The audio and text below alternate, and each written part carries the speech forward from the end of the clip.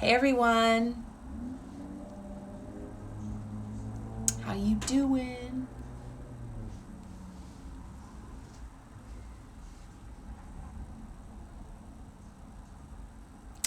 Hi guys, happy Saturday night, or if you're watching the replay, happy whatever day, morning. Hope you're doing well.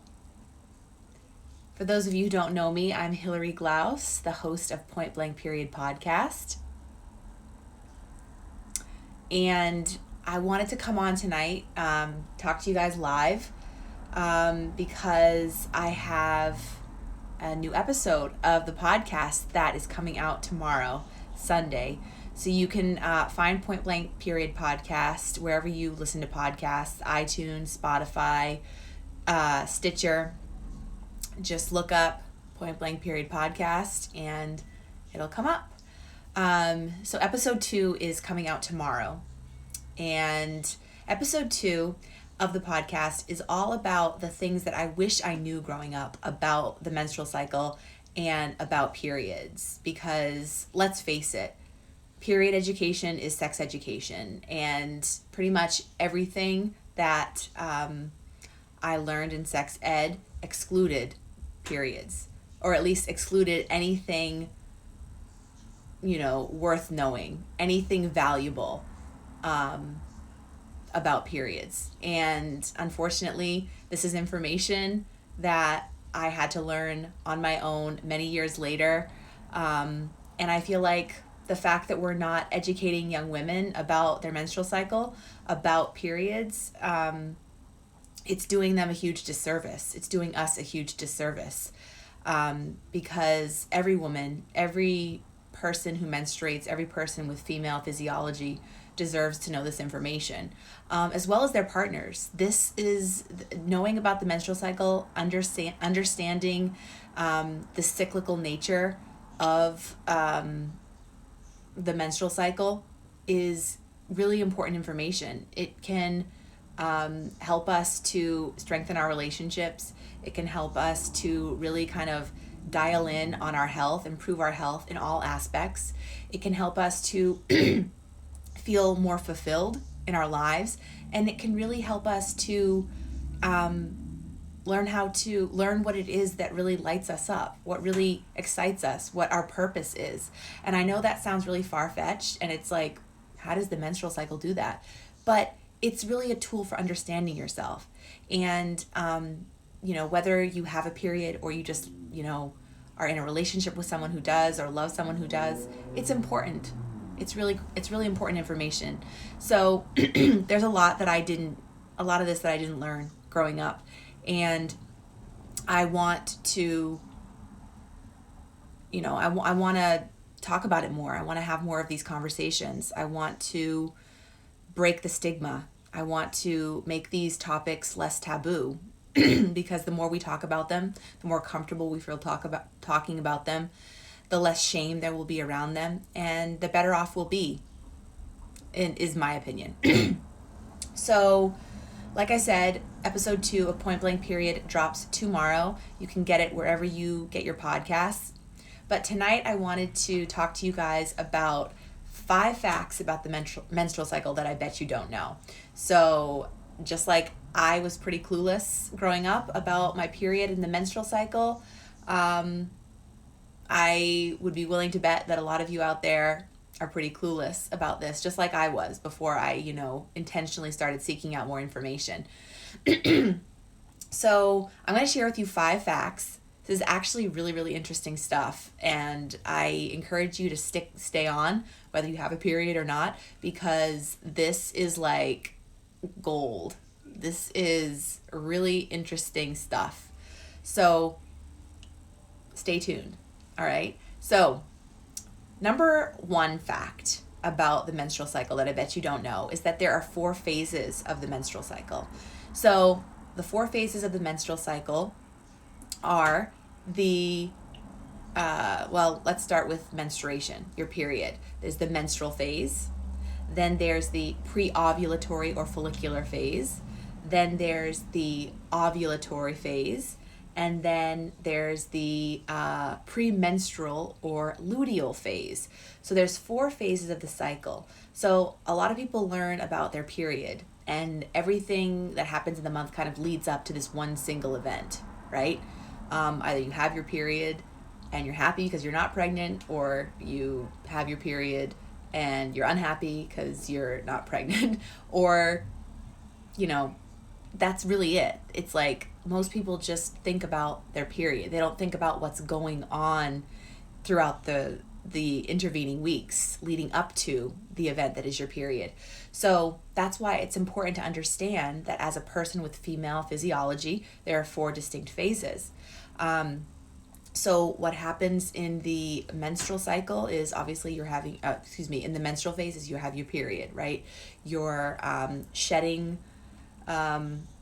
you're literally like shedding, like physically shedding, but it's also a time to sort of, be more introspective and think about things in your life that are not serving you, that you could shed and get rid of. It's a time of kind of introspection, and a time of looking inward, and a time of thinking, okay, well, what do I want more of? What do I want less of? What can I can I tolerate? What can I tolerate any more of? And, thinking about what's going to serve you as you move into the rest of your phase. So it's a time to sort of look inward, be still, observe, and, be with your emotions, recharge, rest. And then you've got your follicular phase. Follicular phase is characterized by having much more energy, right? So you feel more vibrant. You feel, this is considered the spring of your cycle. So you've got, you're thinking about, okay, well,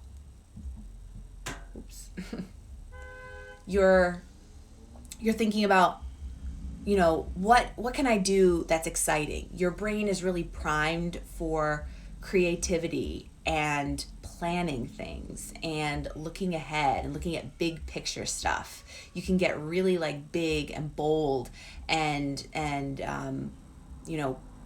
just getting all your ideas and the things that you want to do on paper. You're primed for creativity and flow. And this is a time when you might start to feel more social, like you want to go out more instead of like during your period when you're kind of wanting to stay home and isolate a little bit.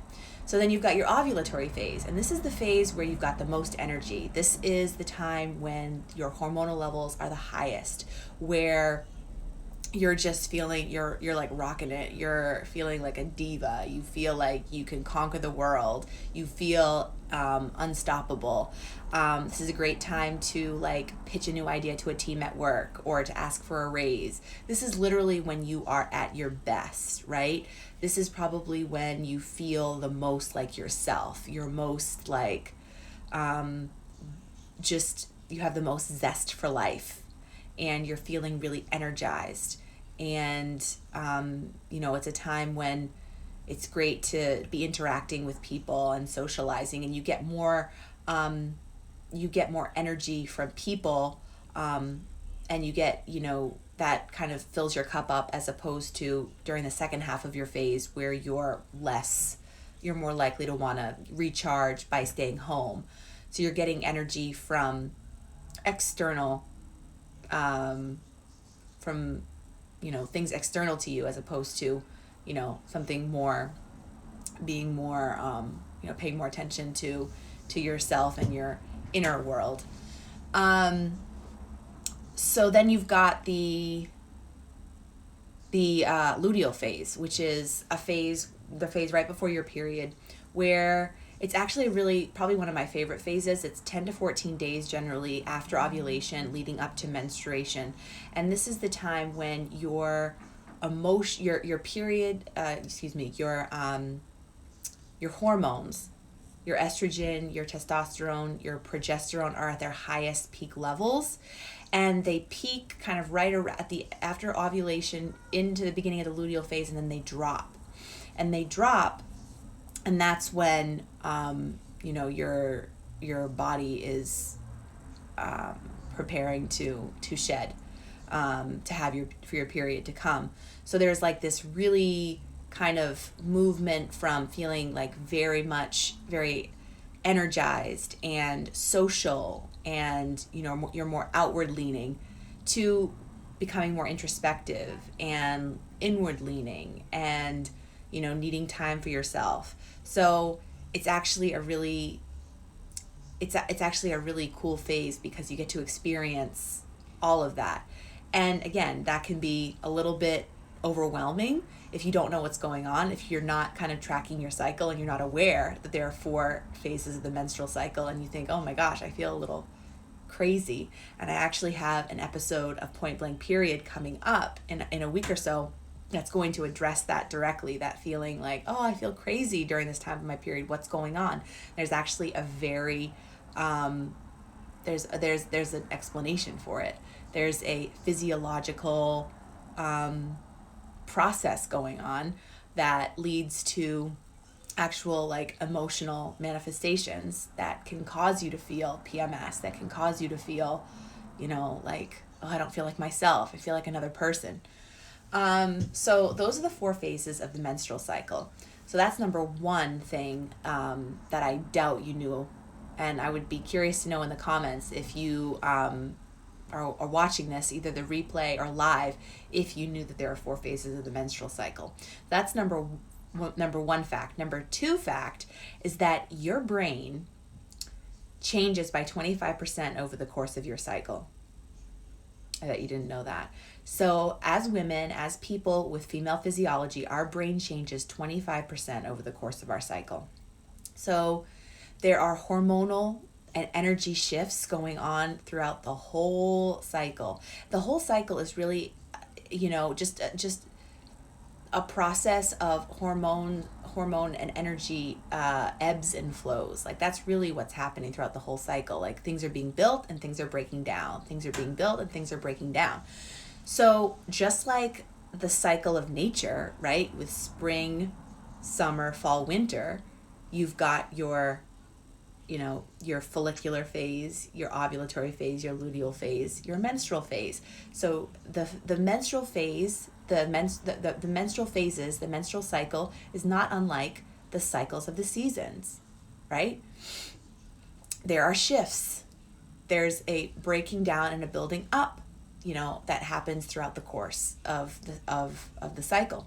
So your brain changes by 25% over the course of the menstrual cycle. You've got these shifts happening, and you actually have these super abilities, is what I like to call them, super abilities that you can access, that you can tap into, that are available to you in each phase, right? So, like I said earlier when I was talking about the 4 phases of the menstrual cycle, hey Liz, there's a time to be more introspective, your luteal, your menstrual phase, and there's a time to be more active and social. And you're actually going to feel pulled in the direction of that energy, and you're going to feel pulled. If you're tapped into your menstrual cycle, you're actually going to feel those pulls. So, why is it that when you're on your period, you kind of want to go lie under a blanket and eat chocolate and, not speak to anyone, because if you do, you might snap at them, you might have, be less tolerant than you are during other phases? And why is it that, other times you feel like you're on top of the world and you could talk to everyone and you could sell, I don't know, what is it they say? You could sell ice to an Eskimo in another phase. So this is what I'm talking about when I say that your brain literally changes 25% over the course of your cycle. So there are specific super abilities that you have access to within each phase. There are times when it's ideal to, be social, to ask for a raise, to, and then there's these other times when your body just might not be feeling that, right? And, you can't expect your body will respond to doing the same thing day in and day out for this reason, for the very simple fact that our cycle is like the seasons. You don't do the same things in summer that you do in fall. You don't do the same things in winter that you do in the spring. That just doesn't make any sense, right? There are times that you do certain things. There is to everything there is a season, right? So if you can't expect your body will respond to doing the same thing day in and day out, you have to learn to meet your body where it's at in each phase and acknowledge that we have a unique feminine physiology that has specific needs and flows with this 28-ish day rhythm as opposed to a 24-hour one. So again, I'm going to elaborate on this distinction between folks with a feminine female physiology and biology aligning themselves with a 24-hour rhythm and excluding this 28-day rhythm that I'm talking about, and what the implications of that are in a future episode of Point Blank Period. But I just wanted to bring this to your attention, that if our brain literally changes from by 25% over the course of the cycle, how can you expect your needs to remain the same? And the way that you eat, the way that you exercise, the way that you live your life, the way that you create your schedule, how can you expect to do that the same way every day and get the same result if you're having these shifts, if you're experiencing these shifts, right? That's something to think about. So that was fact number two. So fact number three is this one I've always found super interesting, and there are a lot of studies out there to back this up. You literally look more physically attractive, more physically appealing. Your face appears more symmetrical, more youthful when you're in your ovulatory phase. So when you are the most fertile, when you are the most likely to conceive, that is when you are the most physically attractive to the opposite sex. And this is like not necessarily something that you note, that you would actually be able to look in the mirror and be like, wow, I look different. Perhaps you can. I happen to be, have been, tracking my cycle for long enough to be able to notice, oh wow, like I see the difference in my face, like the structure of my face. I feel like my eyes are brighter, I feel like there's more symmetry in my face. My skin is clearer, my teeth seem whiter, the whites of my eyes are whiter. This is because this is nature doing its fantastic work. This is nature by design. This is why we are the top of the food chain, why we survived those millions of years, and it wasn't one of our ancestors that survived in our place. Human beings, Homo sapiens, evolved because of these amazing changes. The fact that the increase in our hormone levels during our ovulatory phase that causes us to feel more vibrant and put ourselves out there more, and lead a little bit, walk a little taller. That's those same hormonal shifts and changes and increases are what actually make us look more physically attractive when we're the most fertile. So it's not a surprise that we as a species have thrived and continue to thrive. So I thought that was an interesting fact. So that's fact number 3. Fact number 4 is that your metabolism slows down in the first phase of your cycle and speeds up in the second phase of your cycle. So your first phase is your follicular ovulatory phase. Your second phase is your luteal menstrual phase. So when you're in your follicular ovulatory phase, that first half of your cycle, that's when you need fewer calories, right? Your metabolism is slower, you need fewer calories.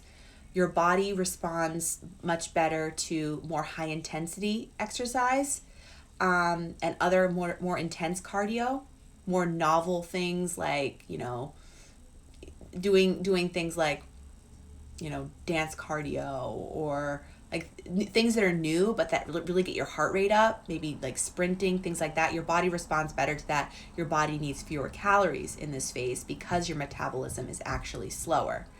In the second half of your phase, your metabolism speeds up and your body is more tolerant of and responds better to less strenuous exercise. So no HIIT in the second phase of your cycle, but more like slow strength training, Pilates, yoga, things like that.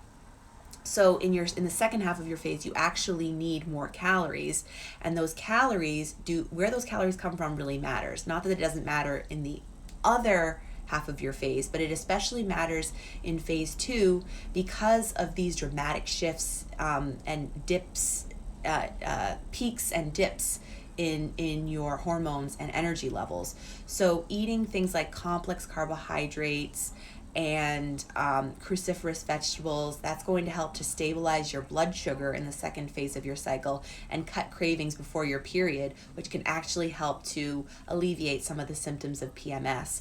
So that's another interesting fact about the menstrual cycle, that your metabolism actually shifts dramatically from one half of the phase to the other, half of the cycle to the other rather.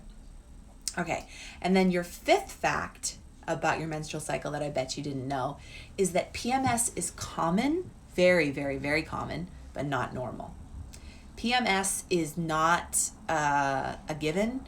It's not a curse that we as folks with female biology have to deal with, have to endure. It is not something. I haven't had PMS, like actual physical PMS, in years.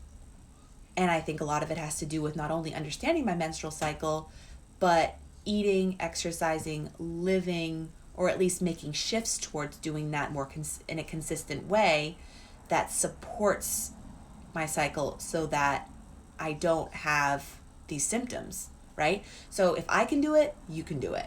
So why do we have PMS? What causes PMS? Essentially, like, the cramping, the bloating, the acne, the irritability, all these different symptoms of what we, have come to refer to as PMS is due to an excess of estrogen relative to progesterone. So you've got like estrogen dominance. And the way you deal with this, it's really a multi-pronged approach. It's not just a one size fits all or do this one thing and this will alleviate or eliminate your PMS. No, it has a lot to do with understanding your unique needs, your unique, physiology, your, things that you can tolerate in your diet and the type of exercise that you can do safely, but it's a multi-pronged approach. So it's not just how you eat, it's also how you it's how you eat, and it's also how you exercise. It's not just how you eat and exercise, it's how you live your life, it's how you make your schedule, it's how you talk to yourself, it's how you manage stress, right? It's all these different things. So like I said, when I was talking about how our metabolism increases during the second half of the cycle, you need to, in order to control PMS, one of the things that you can do is to make sure you're eating enough calories. A lot of people experience PMS because they're not eating enough calories. They're not paying attention to the changes in their cycle. They're living their life based on a 24-hour clock as opposed to this 28-day cycle that I was talking about earlier, right? So they're doing everything the same way every day. They might be waking up at 5 a.m. to work out, do the same type of workout, eating the same way every single day, and they're expecting a result that's just not going to materialize because they're not paying attention to their hormonal shifts, what their hormones need in each distinct phase of the cycle. So to help control, eliminate, alleviate the symptoms of PMS, making sure you're eating enough calories, making sure they're coming from the right sources so that you can balance insulin, which in excess can exacerbate PMS. So that's why eating chocolate, eating pizza, eating all these things that, this junk food that we associate with, PMS cravings is actually making your PMS worse, right? So choosing the right types of foods, getting enough sleep, managing your stress, these are all things that can help to alleviate PMS. So a lot of menstruators also Right. So I said this already, basically. So a lot of people who experience PMS, there's a whole lot of factors, and I'm going to do another episode on this. Definitely going to do a full episode on this at some point. But the reason why we're experiencing PMS collectively and why it's overwhelmingly common is because folks are eating, exercising, and doing life, right, out of alignment with their cycle. So another way to help to manage PMS and in some cases, like even eliminate the symptoms, you can choose to eat like natural sugars and complex carbs, like not eating the things that you're typically craving when you're PMSing, but eating things that are now that are going to pay off in the future so that your symptoms are not as bad, are things that are going to actually boost neurochemicals to help keep your mood stable. Because as I mentioned earlier, in the second half of your phase, you experience the most dramatic shift in your hormone levels, which does, lead to, a big, energy spike and then a big drop. And it can be pretty alarming sometimes if you don't actually know what's going on. So to keep your mood stable, to help increase that dopamine, serotonin, natural sugars like from fruits and things like that, and complex carbs. Those are the things that are going to give you lasting, sustained energy, as opposed to the chocolate, the pizza, the cookies, the candy, the baked goods that are going to spike it up, right? Not that there isn't a time to eat those things, but during this time in your cycle, probably not the best time because you're more sensitive to it. You're more insulin resistant during this time of your cycle. So just to recap, those are the 5 facts about your menstrual cycle that I bet you didn't know. So just to recap, the first one was that there are actually 4 phases of the menstrual cycle. It's not just your period. It's not just when you ovulate. There's 4 distinct phases. And the second fact is that your brain actually changes by 25% over the course of your cycle. So if you're doing everything the same way every day, and you're flummoxed as to why you're not getting the results that you want, it's because your body is shifting. Your body is cycling. Your body is cyclical. Your physiology is cyclical. So if you aren't eating, exercising, living your life in a way that supports where you are in each phase of the menstrual cycle, then you're just doing yourself a disservice. You're making things harder on yourself, right? You're making it more difficult for yourself. So why not just kind of lean into that, right? So accept the fact that your brain shifts 25%. Men's brains don't, or people with male physiology, this doesn't happen to them. So living their life based on a 24-hour circadian rhythm, that works. But we are cyclical. We have that 28-day rhythm that we need to keep thinking about in the back of our mind. So just something to keep in mind. All right, and then the third the third fact about your menstrual cycle that I bet you didn't know is that you look more physically appealing. Your face is more symmetrical. You actually look physically younger when you're in your ovulatory phase, when you're the most fertile. Who would have thought? Nature doesn't do anything by accident, right? The fourth fact is that your metabolism slows down in the first phase of your cycle and speeds up in the second phase of your cycle. And there are, dietary things that you should pay attention to, whether you're in the first phase or the second phase. And also, you should exercise in a way that supports your metabolism in the first phase and the second phase. And there are, ways that you should and shouldn't exercise in either phase, right? As a result, because of these hormonal changes and this metabolic shift. And then finally, the fifth fact is that PMS is common but not normal. So there's a lot of ways that you can integrate diet, exercise, lifestyle, stress management into your life to help alleviate or even eliminate PMS symptoms. Like, I know people, and I'm pretty much one of them, that really doesn't experience any bad physical symptoms of PMS. And that's because I'm tuned into my cycle. I know what I need. I know what's coming. I can prepare. I've recognized patterns. I know what foods make me feel my best. I know when I can get away with eating the junk food that I would typically, I used to turn to during my period. I know when I can get away with eating that, and it's not going to have a negative effect on my mood, on my hormones, right? And it's not going to lead to a binge. Okay?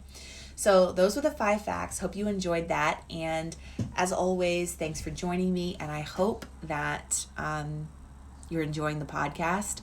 Episode 2 is available tomorrow, anywhere you get your podcasts. If you've listened to it and you enjoy it, please leave me a review in iTunes. Leave me a rating. Share it with your friends. Share it with your family. Share it with anyone who you think could benefit from this information. I really appreciate it, and I appreciate you. So have a good night, and I'll talk to you soon. Bye, guys.